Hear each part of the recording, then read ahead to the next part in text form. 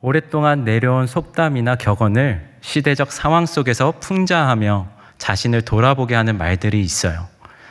최근에 많은 사람들이 공감하는 어록들이 있는데요. 그 어록들을 제가 한번 찾아봤습니다. 고생 끝에 골병 든다. 일찍 일어난 새가 더 피곤하다. 가는 말이 고우면 얕본다. 참을인 3번이면 호구 잡힌다. 참 씁쓸하지만 이러한 말들에 많은 사람들이 크게 공감하는 이유는 그만큼 오늘날의 현실이 힘들고 어렵고 고달프기 때문입니다. 분명 고생 끝에 낙이 올 줄 알았는데 그 다음 고생, 그 다음 고생이 있어요. 그리고 참을인 3번이면 살인을 면하기는 하지만 정작 나 자신이 죽어가는 것을 느껴요. 뿐만 아니라 가는 말이 고우면 오는 말도 고울 줄 알았는데 세상은 그렇게 로맨틱하지 않습니다. 더 도발적이고 더 공격적인 말이 돌아와요. 믿음으로 살아가는 신앙인들도 마찬가지예요. 우리의 현실도 힘듭니다. 어렵고요. 답답하고 막막할 때도 너무나도 많이 있어요. 그래서 신앙으로 살아야 된다, 신앙으로 붙잡아야 된다라는 것을 잘 알아요. 그리고 성경 말씀에 나오는 수많은 인물들처럼 신앙으로 멋지게 살고 싶어야 하지만 우리 눈앞에 닥친 현실, 문제와 어려움 때문에 그리고 계속해서 돌아서면 생겨나는 막막함, 답답함, 우울함, 스트레스 때문에 신앙으로 살아간다는 것 너무나도 어려워요. 그래서 때로는 낙심하고요, 침체하고 넘어질 때가 많이 있어요. 오늘 사도 베드로는 힘겹게 신앙생활을 유지하고 있는 신앙인들에게 당부의 말을 전해요. 마음을 가다듬으세요. 예수님께서 여러분들에게 주실 은혜를 기다리세요. 이렇게 격려의 말을 전해요. 그러나 막상 그들의 눈앞에 펼쳐진 현실은 그 좋은 것도 아니고 고난과 핍박과 박해뿐이었어요. 이러한 상황 가운데서 언제 오실지 모를 예수님을 바라보며 또한 그분을 기다리며 온전히 신앙으로 산다는 것 쉬울까요? 어려울까요? 어려워요. 뿐만 아니라 고난이 있고 핍박이 있고 박해가 있는데 신앙으로 살아간다는 것 너무나도 어려운 일이에요. 사도 베드로가 이 편지를 썼을 시점은 로마 정부가 기독교인들을 박해하기 시작한 때였습니다. 황제에게 절하지 않는다는 이유로 말이에요. 대표적으로 다른 기록들을 보면 이 시기가 네로 황제 때인데 이때 잘 아시는 것처럼 로마에 큰 화재가 있었어요. 불이 삽시간에 퍼지면서 진압되기는커녕 로마 전역으로 퍼져갔어요. 건물들과 집들과 그리고 신전들이 다 불탔어요. 그리고 공공시설들이 다 무너졌어요. 그리고 이 불이 더욱더 커지면서 로마 전역이 잿더미가 되면서 수만 명 이상의 사망자들이 생겼어요. 네로 황제가 어떻게 해서든 자신의 그 정치적인 입지를 지키기 위해서 이 방화 혐의를 전부 다 기독교인들에게 뒤집어 씌웠어요. 이 불의 원인은 저 예수쟁이들 때문이야. 이 불은 저들 때문이야. 저들이 신앙을 지키려고 로마에 저항하려고 반항하려고 불을 냈어. 이런 가짜 루머를 퍼뜨리면서 말이에요. 그래서 이때부터 로마 정부는 아주 가혹하게 기독교인들을 박해하기 시작했어요. 그래서 그 기독교인들을 잡아다가 처참하게 죽였어요. 뿐만 아니라 그들의 삶을 처참하게 짓밟고 일상생활이 불가능하도록 만들었어요. 이로 인해서 당시의 신앙인들 마음 가운데는 한 가지 마음, 두려움밖에 없었어요. 그런데 오늘 이러한 상황 속에서 그들의 필요한 말이 무엇일까요? 그들에게 필요한 말이 무엇일까요? 뭔가 걱정 어린 격려의 말, 위로의 말이 필요하지 않을까요? 지금까지 잘 견뎌내고 있습니다. 조금만 더 버텨냅시다. 우리 이 힘든 시기를 이겨내봅시다. 함께 이겨내봅시다. 이런 말이 필요하지 않을까요? 그런데 오늘 사도 베드로는 이러한 격려의 말, 위로의 말을 전하기보다는 더 강력한 신앙을 요구하고 있어요. 바로 15절, 16절에 나오는데 우리 15절, 16절을 함께 읽어보도록 하겠습니다. 오직 너희를 부르신 거룩한 이처럼 너희도 모든 행실에 거룩한 자가 되라. 기록되었으되 내가 거룩하니 너희도 거룩할지어다 하셨느니라.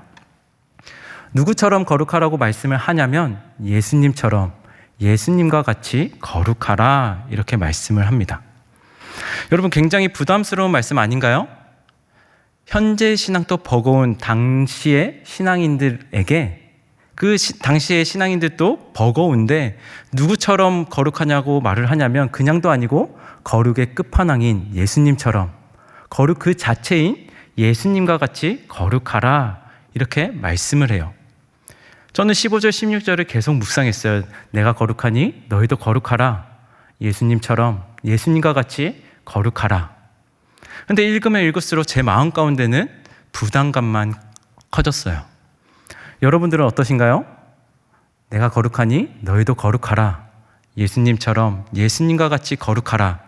이 말씀을 들었을 때 전혀 부담스럽지 않으신가요? 사실 저 같은 입장에서는 이 말씀을 들었을 때 왜 부담감이 커졌느냐? 그냥 사소한 어려운 일만 있어도 제 입가에는 불평과 불만이 맴도는데, 어떠한 갑작스러운 어려움이 생기면 뭔가 믿음으로 반응하기보다는 세상적인 방법으로 반응하게 되는데, 또한 현실 가운데 있는 그 문제들 때문에 기도하기보다는 계산적으로 머리를 굴리게 될 때가 많은데, 이러한 이유들 때문에 굉장히 부담스러웠는데 여러분들은 어떠신가요? 전혀 부담스럽지 않으신가요? 혹시 이 예배 자리에 나오기 직전까지 거룩한 삶을 살다가 오셨나요? 가정에서, 일터에서, 회사에서, 학교에서 뿐만 아니라 매일매일 가는 그곳에서 거룩한 삶을 지내고 계신가요? 가족들과 함께 있을 때, 아니면 지인들과 있을 때, 혼자 있을 때 거룩한 삶을 살고 계신가요? 더 부담이 되는 것은 17절에 나와 있습니다. 우리 17절을 함께 읽어보도록 하겠습니다. 17절입니다. 외모도 보시지 않고 각 사람의 행위대로 심판하시는 이를 너희가 아버지라 부른즉 너희가 나그네로 있을 때를 두려움으로 지내라. 우리 하나님 아버지는 사람의 각 행위대로 심판하는 분이세요.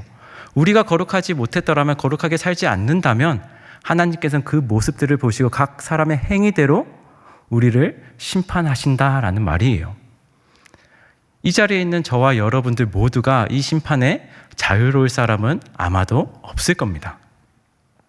그렇다면 사도 베드로는 분명히 고난과 핍박과 박해가 있는데 왜 그들에게 부담이 될 정도로 강력한 신앙을 요구하는 것일까요? 왜 거룩한 삶을 살아라 이렇게 말씀을 하시는 걸까요? 그 이유는 신앙인에게 있어서 삶의 목적이 바로 거룩, 구별된 삶이기 때문이에요. 신앙인의 삶의 목적이 거룩이에요. 신자나 불신자를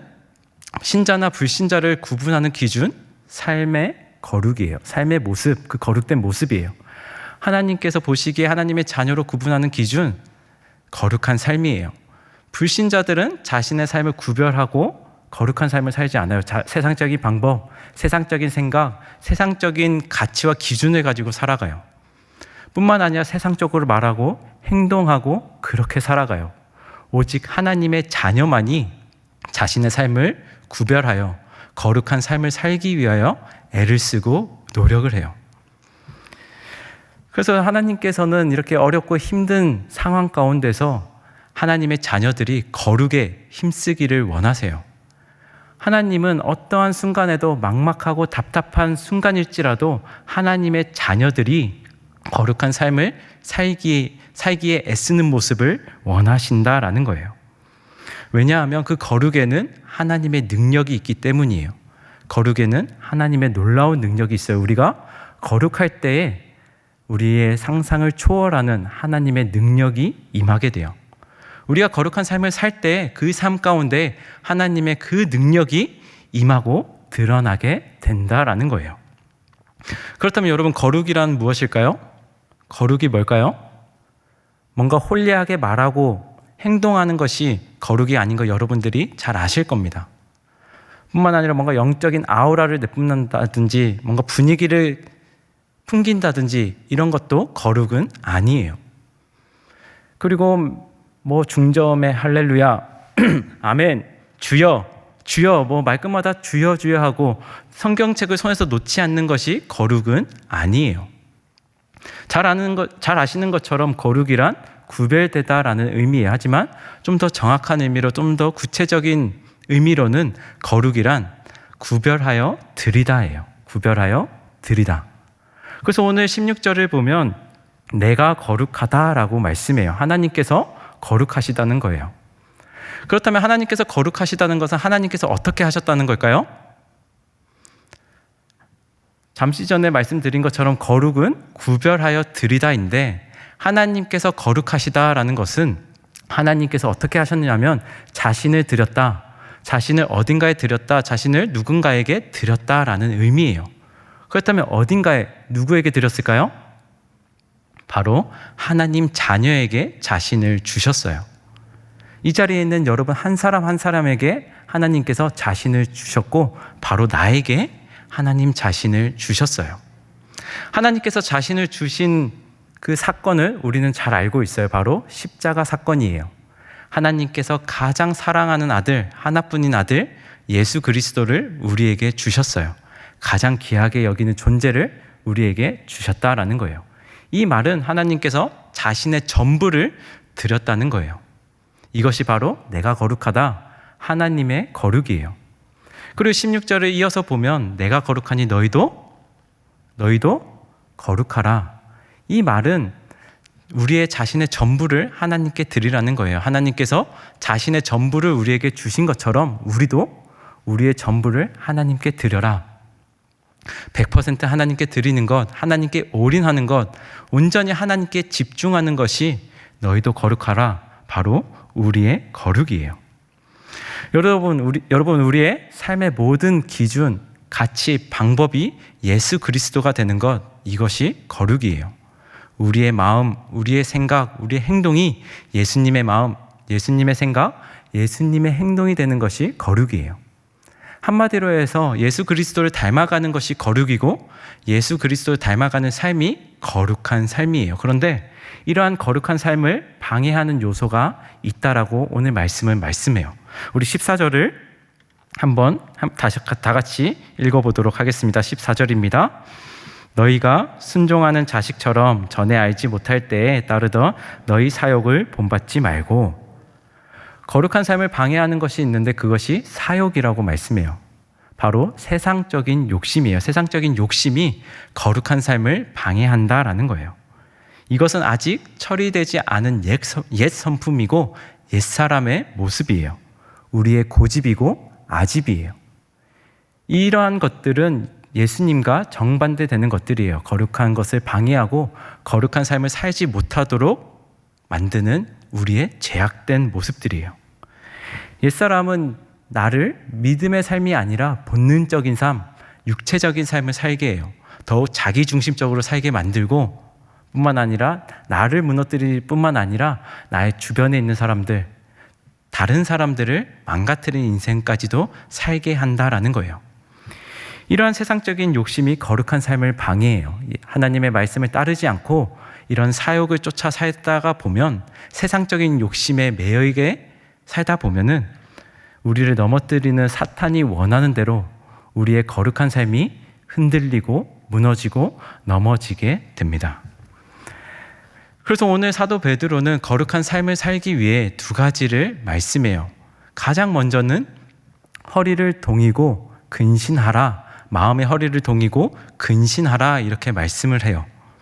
여기서 허리를 동이다는 목적지를 향해서 출발할 때 쓰이는 표현이에요. 당시의 사람들의 옷, 잘 아시는 것처럼 굉장히 크게 되어 있어, 통째로 크게 되어 있어서 뭔가 어디를 떠날 때 아니면 좀 먼 거리를 갈 때에 허리에 띠를 묶어요. 그래서 걸리적거리지 않고 잘 걸어갈 수 있도록 말이에요.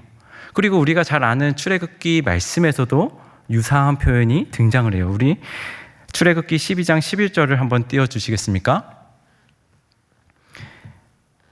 같은 표현이 나오는데요. 이스라엘 백성들이 400년 동안 애굽에서 노예 생활을 했습니다. 그리고 그 어린 양의 피로 유월절을 지키고 난 다음에 하나님께서 이끄시는 그 목적지, 하나님께서 약속하신 그 가나안 땅으로 갈 때 허리에 띠를 띠라라고 말씀해요. 이처럼 목적이 담긴 출발을 할 때 쓰이는 표현이에요. 그리고 이어서 근신하라, 헬라적인 표현으로 이런 의미가 있어요. 어디에 취하지 않는 상태, 어디에 휘둘리지 않는 상태, 쉽게 말해서 정신 차려야 된다라는 거예요. 여러분, 백화점이나 아울렛에 갈 때 이런 경험이 있지 않으신가요? 아울렛에 가서 바지 하나, 셔츠 하나 사려고 가요. 그래서 가기 전에 원하는 메이커나 제품을 미리 한 4-5개 정도 알아보고 가요. 그래서 그 아울렛에 가서 그 해당 메이커 매장에 들어가서 원하는 제품이 있는지 없는지 보면 되는데, 그 매장까지 가기 전까지 주변에 참 많은 것들이 있어요. 주얼리 매장, 선글라스 매장, 골프 매장, 스포츠 매장, 명품 매장, 심지어 추가 할인 40%, 50%, 60% 할인, 1+1 할인, 이런 빨간 글씨가 있으면 어떻게 될까요? 괜히 뭔가 마음에 흔들리는 것이 느껴져요. 그리고 수많은 마네킹들이 멋지고 화려하고 신상 옷들을 입고 아주 예쁜 아이템들을 장착하고 유혹해요. 그래서 분명히 가야 되는 원래의 목적지가 있는데 그 목적지에 가지 못하고 정신을 잃게 돼요. 그래서 어떻게 될까요? 바지 하나, 셔츠 하나 사러 갔다가 양손 가득히 쇼핑백만 가득해지는 순간들이 있어요. 그래서 집으로 돌아와서 널브러진 그 쇼핑백들을 보고 이번 달은 어떻게 버텨야 되지? 이번 달은 어떻게 살아야 되지? 이런 후회가 몰려오기도 해요. 이처럼 마음의 허리를 동이고 근신하라는 것은 거룩한 삶이라는 분명한 목적지가 있다라는 거예요. 그 예수 그리스도를 닮아가는 삶인데 그 목적지에 도착하기 전까지 정신을 차려야 된다. 그리고 그 순간까지, 그 목적지까지 갈 때까지 두리번 거리거나 어디 뭔가에 휘둘리거나 매이는 것이 아니라 그 목적지까지 가야 한다라는 거예요. 허리에 동이고 근신하라가 이런 말씀이에요. 그리고 사도 베드로가 더욱더 강조하는 것이 있는데, 거룩한 삶을 살기 위하여서 뭐라고 말씀을 하냐면 은혜를 온전히 바라라, 이렇게 말씀해요. 은혜를 온전히 바라라. 여기서 온전이라는 표현은 신약 성경 전체에서 오늘 본문 말씀인 베드로전서 1장에서만 딱 쓰이는 아주 독특한 표현이에요. 그 의미로는 끝까지라는 의미가 있어요. 끝까지. 그래서 은혜를 주시는 예수님께서 주시는 은혜를 끝까지 기다려라. 기다리다가 포기하고, 기다리다가 돌아서고, 기다리다가 변하는 것이 아니라 일관성 있게 쭉 끝까지 기다리라라는 거예요. 여러분, 우리가 왜 기다릴 수 있을까요? 왜 끝까지 기다릴 수 있을까요? 바로 예수님께서 약속하셨기 때문이에요. 예수님의 약속은 확률이 아니에요. 51% 이루어질 것이다. 70%, 80%, 90% 이루어질 것이다. 99.99999% 이루어질 것이다가 아니에요. 100% 무조건 반드시 이루어진다라는 거예요. 그래서 우리가 끝까지 기다릴 수 있어요. 여러분, 고난이 없는 사람은 없어요. 어려움과 문제가 없는 사람도 없어요. 모든 사람들에게는 현실적인 문제가 있어요.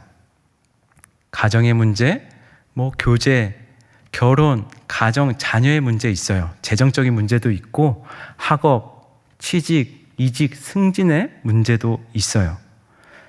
그 누구도 모르는 자신만의 걱정과 고민과 염려, 불안이 있어요. 겉으로 보기에는 아무 문제 없는 사람처럼, 아무 문제 없는 가정처럼 보이지만 그렇지 않아요. 그 사람만 알고 있는, 그 가정만 알고 있는, 그래서 그냥 마음 조아리며 불안하며 그냥 한숨만 쉬며 살아가요. 그렇다면 신앙으로 살아가는 우리는 어떨까요? 우리에게는 현실적인 문제가 없을까요? 그렇지 않아요. 우리에게도 동일하게 현실적인 문제가 있어요. 그런데 우리의 더욱더 연약하고 부족한 부분이 무엇이냐면, 이러한 현실적인 문제 앞에서 구별하여 거룩한 삶을 살고 있는가? 이 질문에 있어서 당당하게 대답하는 게 어렵다는 거예요. 선뜻 대답하지 못해요. 왜냐? 그만큼 현실적인 문제가 매섭고 어렵고 힘들기 때문이에요. 하지만 그럼에도 불구하고 신앙으로 살아가는 우리는 어떻게 해야 될까요? 어떻게 살아가야 될까요? 제가 최근에 아주 짧은 글귀 하나를 본 적이 있어요. 그 글귀를 보고 성경 말씀도 아닌데 아주 큰 은혜를 받았어요. 그 글귀가 이렇게 쓰여져 있는데, 이유 없이 나에게 돈을 쓰는 사람이 있다면 조심해야 한다. 그 사람을 잃지 않도록 조심해야 한다. 여러분, 은혜가 되지 않으신가요? 나에게 아무 이유 없이 돈을 쓰는 사람이 있다면 조심해야 한대요. 왜 조심해야 될까요? 잃지 않기 위해서. 이 글귀를 보고 저절로 아멘이 되더라고요. 여러분, 하나님께서는 우리에게 아무 이유 없이 자신의 전부를 주셨어요. 예수 그리스도를 주셨어요. 우리가 잘나서도 아니고, 우리가 뭔가 대단한 일을 해내서도 아니고, 우리에게 뽑아 먹을 것이 있어서도 아니에요. 아무 이유 없이 예수 그리스도를 주셨어요. 자신의 전부를 주셨어요. 그렇다면 우리는 어떻게 살아가야 될까요? 그 하나님을 잊으면 될까요? 안 될까요? 그 하나님을 잃으면 될까요? 안 될까요? 하나님께서 자신의 전부를 우리에게 주신 것처럼 우리도 우리의 전부를 드려야 돼요. 이것이 그 보배로운 피, 어린 양의 피, 보배로운 피로 구원받은 새 생명을 얻은 우리의 마땅한 모습인 줄 믿습니다. 구원받은 하나님의 자녀로서 마땅한 도리인 줄 믿습니다. 그러니 여러분, 비록 우리의 현실 가운데 그 문제들 때문에 부딪혀서 힘들어하고 고통스러울지라도 구별된 거룩한 삶을 살아가는 저와 여러분들 되길 소망합니다. 어떠한 문제와 어려움이 있더라도 예수 그리스도를 닮아가며 거룩에 힘쓰며 나아가는 저와 여러분들 되길 소망합니다. 예수 그리스도를 닮아가는 것은 다른 것 없습니다. 하나님의 말씀에 순종하는 것입니다. 그리고 하나님의 말씀대로 살아가는 거예요. 하나님의 말씀이 우리의 삶의 방법, 기준, 가치가 되는 거예요. 하나님의 말씀이 나의 언어, 나의 생각, 나의 행동이 되는 거예요. 오직 하나님의 말씀으로 우리의 삶을 구별하여 예수 그리스도를 닮아가는 저와 여러분들이 되길 간절히 원합니다. 하와이 빅 아일랜드 코나에서는 매년 가을마다 세계적인 철인 3종 경기가 열린다고 그래요. 코로나 때문에 3년 정도 쉬다가 올해 다시 열렸어요. 수영은 3.8km, 사이클은 180.2km, 마라톤 42.195m를 연달아서 달려요. 말 그대로 강철의 체력을 가진 철인들이 참가하는 경기예요. 그래서 아침 7시에 출발을 하여서 17시간 내에 자정 전까지 들어와야 돼요. 그래서 현재 세계 기록을 보니까 7시간 27분 53초인데 보통 8시간대에 많은 사람들이 들어와요. 오후 2시 때예요. 그런데 철인 경기를 제대로 구경하는 법이 따로 있어요. 밤 10시에 나가는 거예요. 그때 포기하지 않고 끝까지 결승선을 향하여서 달려오는 사람들이 있어요. 그때 최대의 환호성이 터져 나온다고 그래요. 그때 자신만이 가지고 있는 사연이 있는 사람들, 자신만의 목적을 가지고 참가한 사람들이 들어와요. 그래서 선천적인 장애를 가진 아들을 업고서 뛰어 들어오는 아버지가 있어요. 그리고 저 멀리서 터벅터벅 걸어오는 다운 증후군과 또 자폐성을 가진 장애인도 있어요. 뿐만 아니라 어떤 질병 때문에 암 때문에 고통스러워하다가 극복하여서 뛰어 들어오는 노인도 있어요. 뿐만 아니라 자신의 그 평범한 삶 가운데 뭔가 새로운 도전을 하고 성취하고 싶어서 눈물을 흘리면서 뛰어 들어오는 젊은 사람들도 있어요. 그리고 결혼을 앞둔 한 청년이 그 결승 지점 앞에서 프로포즈를 하기도 한다고 그래요. 이렇게 밤 10시에 들어오는 사람들은 기록이나 어떤 승부가 목적인 사람들이 아니에요. 다른 사람들이 가지고 있지 않은 자신만의 사연과 목적을 가지고 들어오는 사람들이에요. 그래서 여기에 큰 감동이 있어요. 저는 이게 신앙인의 모습이라고 생각을 해요.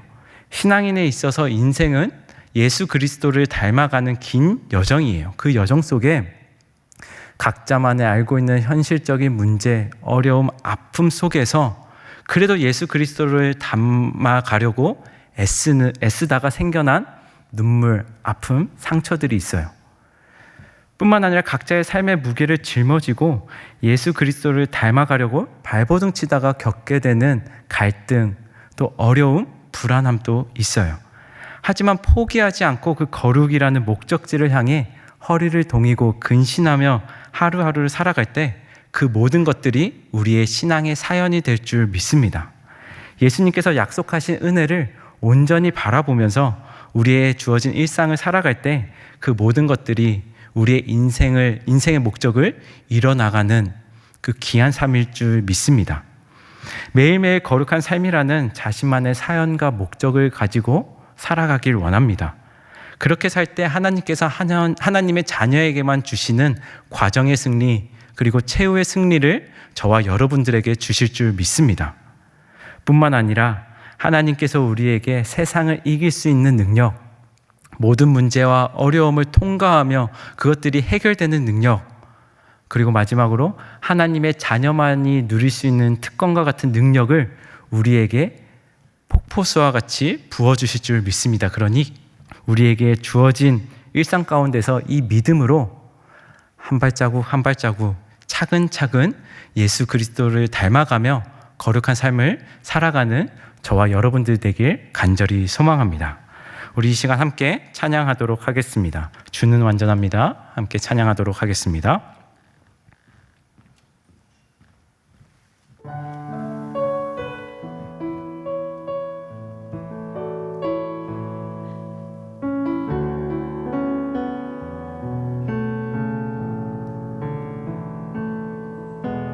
주여 우린 연약합니다. 우린 오늘을 힘겨워합니다. 주 뜻 이루며 살기에 부족합니다. 우린 연약합니다. 주여 우린 넘어집니다. 주여 우린 넘어집니다. 오늘 하루 또 실수합니다. 주의 긍휼을 구하는 죄인입니다. 우리 주만 바라봅니다. 한없는 주님의 은혜 온 세상 위에 넘칩니다. 가릴 수 없는 주 영광 온 땅 위에 충만합니다. 주님만 이기리오니 우린 그 길 따라갑니다. 그날에 우릴 이루신 주는 완전. 처음부터 고백합니다. 주여 우린 연약합니다. 주여 우린 연약합니다. 우린 오늘을 힘겨워합니다. 주 뜻 이루며 살기에 부족합니다. 우린 연약합니다. 주여 우린 넘어집니다. 오늘 하루 또 실수합니다. 주의 긍휼을 구하는 죄인입니다. 우리 주만 바라봅니다. 한없는 주님의 은혜, 한없는 주님의 은혜 온 세상 위에 넘칩니다. 가릴 수 없는 주 영광 온 땅 위에 충만합니다. 주님만 이 길이 오니 우린 그 길 따라갑니다. 그날에 우리를 이루신 주는 완전합니다. 고백합니다. 한없는 주님의 은혜, 한없는 주님의 은혜 온 세상 위에 넘칩니다. 가릴 수 없는 주 영광 온 땅 위에 충만합니다. 주님만 이 길이 오니 우린 그 길 따라갑니다. 그날에 우리를 이루신 주는 완전합니다. 우리 오늘 말씀을 기억하며 기도하도록 하겠습니다. 우리의 일상 속에서 예수 그리스도를 닮아가는 하나님의 자녀가 되게 해달라고, 어떠한 상황과 환경 가운데서도 거룩한 삶을 살겠노라고 결단하는 자가 되게 하여 주시옵소서라고, 그리고 각자의 기도 제목을 가지고 간절한 마음으로 하나님께 기도하도록 하겠습니다. 기도합니다. 하나님 아버지, 이 시간 더욱더 간절히 기도하며 나아갑니다. 여전히 우리의 일상은, 우리의 가운데 있는 눈앞에 펼쳐진 현실은